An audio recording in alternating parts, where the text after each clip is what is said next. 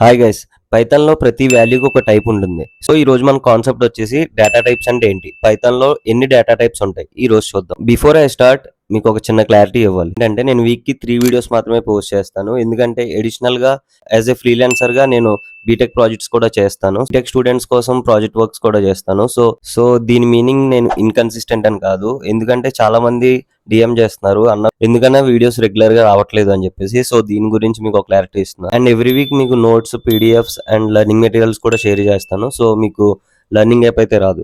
Back to the topic. Data types అంటే ఏంటి? దీంట్లో మనకి ఎన్ని టైప్స్ ఉంటాయంటే యూజువల్ గా మనకి దీంట్లో 4 టైప్స్. ఆ 4 టైప్స్ వచ్చేసి int, float and boolean and string. So python లో ఈ 4 డేటా టైప్స్ బేస్ చేసుకొని పైథాన్ వర్క్ అవుతుంది. అండ్ ఈ పైథాన్ ఆపరేషన్స్, ఈ డేటా టైప్ కి సంబంధించిన ఆపరేషన్స్ సక్సెస్ఫుల్ గా చేయాలంటే పైథాన్ కి మనం వాల్యూలో ఏ డేటా టైప్ ఇస్తున్నాం అన్నది క్లారిటీగా తెలిసి ఉండాలి.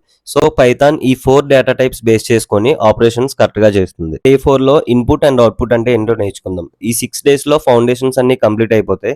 సో వీడియోస్ లేట్ అవుతున్నాయని మీరైతే కంగారు పడొద్దు. నేను మీకు ఎవ్రీ వీక్ మీకు నోట్స్ అయితే ప్రొవైడ్ చేస్తాను. సో మీకైతే లెర్నింగ్ యాప్ రాదు. ఈ టాపిక్ మీద నేను ఆల్రెడీ బ్రీఫ్ గా ఒక వీడియో చేసి పెట్టాను. మన అకౌంట్ లోకి వెళ్ళి ఒకసారి చెక్ చేయండి. బాయ్.